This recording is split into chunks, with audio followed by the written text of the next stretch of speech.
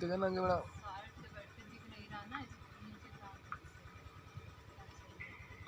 उस वाले भी रख दो। वो सही ठीक है, ठीक कुन्नी में।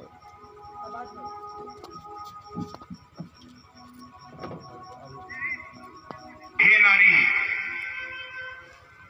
मैं परमेश्वर का दास हूँ और मुझे प्यास लगी है, इसलिए जा अब तू यहाँ से चल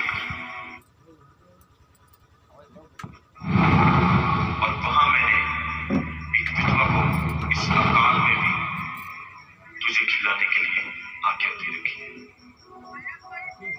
जी प्रभु।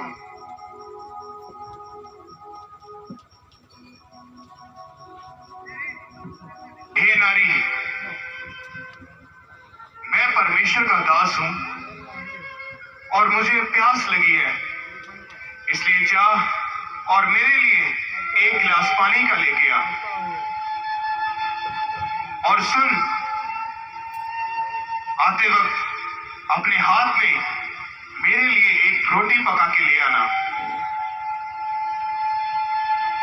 हे परमेश्वर के दास, मुझे तेरे जीवित परमेश्वर के नाम की शपथ कि मेरे पास खाने को एक भी रोटी नहीं, घड़े में मुट्ठी भर मैदा, कुप्पी में थोड़ा सा तेल और चूल्हा जलाने के लिए लकड़ियां भी नहीं।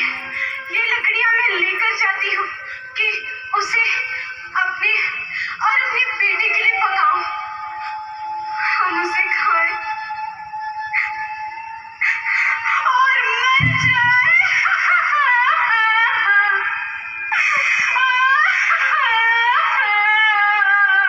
मत डर और अपनी बात के अनुसार कर, पर तू पहले मेरे लिए एक रोटी बना के ला, उसके बाद अपने लिए और अपने बेटे के लिए पकाना।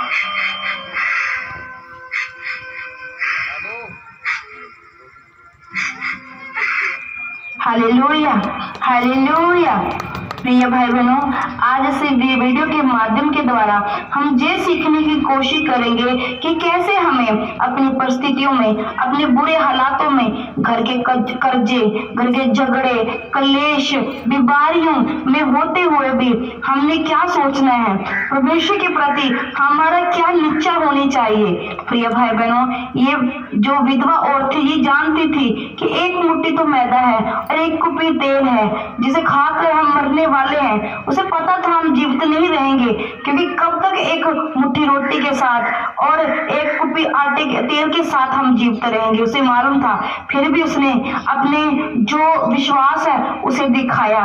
उसने दिखाया कि अगर उसके खाने के बाद हम मरने वाले हैं तो क्यों ना हम खुदा के दास को वो दे जो हमें देना चाहिए, क्योंकि वो जानती थी अगर हम आदर करेंगे खुदा के दासों का तो हम अपने जीवन में आदर को पाएंगे।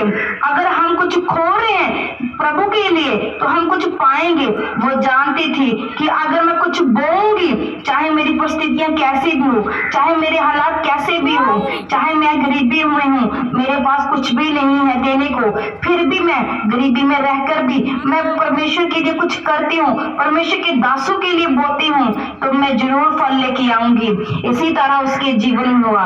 उसने बो दिया अपना सब कुछ जो उसके पास था। वो जानती थी इसके खाने के बाद हम भी मरने वाले हैं, मेरा बच्चा भी मरने वाला, पर जो था उसने उसे प्रभु के दासों के लिए समर्पित कर दिया। क्योंकि प्रिय भाई बहन, जैसे किसान अपनी फसल को बेचता है और कुछ महीने के बाद काट लेता है, इसी तरह अगर आप खुदा के दासों के लिए, खुदा के लोगों के लिए कुछ बोते हैं तो आप बड़ा अपने जीवन में काटते हैं। इसी तरह इस विधवा औरत के साथ हुआ। अगर उसने वो ना बोती तो शायद उसके जीवन में फल ना आता, शायद उसके जीवन में फिर से खुशियां ना वापस आती, अकाल के दिनों में भी वो अच्छी तरह जीवन व्यतीत ना कर पाती अगर वो बोती ना। पर उसने बोना अच्छा समझा कि जो है मैं बो देती हूँ, कम से कम परमेश्वर के सामने तो मैं साफ बनूंगी, परमेश्वर के सामने तो मैं सही रूप में साफ निकलूंगी, इसलिए उसने जो था वो बो दिया। इसलिए प्रिय भाई बहनों, मत देखिए अपने हालातों के ऊपर, मत देखिए अपनी परिस्थितियों के ऊपर कि वो क्या कह रहे हैं, डॉक्टर की रिपोर्ट क्या कह रही है, क्या कह रहे हैं आपके गली मोहल्ले वाले लोग, क्या कह रहे हैं आपको, आपके ऊपर जो प्रेशर डालने वाले लोग। ये मत सोचिए, ये सोचिए कि जो मैं कर रही हूँ वो मैं अच्छा कर रही हूँ, वो मैं अपने परमेश्वर के लिए कर रही हूँ, मैं भी एक दिन दुगना फल लेके आऊंगी यीशु मसीह के सामर्थ्य नाम में। तो प्रिय भाई बहनों, ऐसा आपके जीवन में होगा, ये बाइबल कहती है, क्योंकि मसीह में की गई मेहनत कभी व्यर्थ नहीं होती। अगर आप मसीह में मेहनत कर रहे हो, मसीह के लिए अपना सब कुछ छोड़ रहे हो, मसीह के लिए आप त्याग कर रहे हो, मसीह के लिए आप बलिदान दे रहे हो, तो ऐसा नहीं है कि मसीह के लिए की गई मेहनत आपकी व्यर्थ हो जाए। नहीं प्रिय भाई बहनों, वो फलों में बदलती है और फल लगते हैं आपके जीवन में, आपके हालात बदलते हैं, आपकी परिस्थितियां बदलती हैं प्रभु यीशु मसीह के सामर्थ्य नाम में।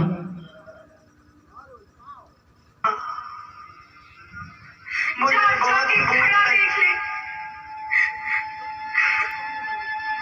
माँ, हमारे पास कुछ भी नहीं है खाने को। मुझे भूख लगी है माँ।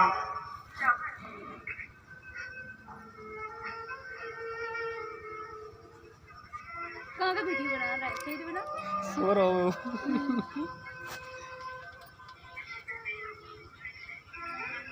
मम्मी दे दो मोबाइल, बनाओ तो नहीं दे दे। ओए चिंटू राम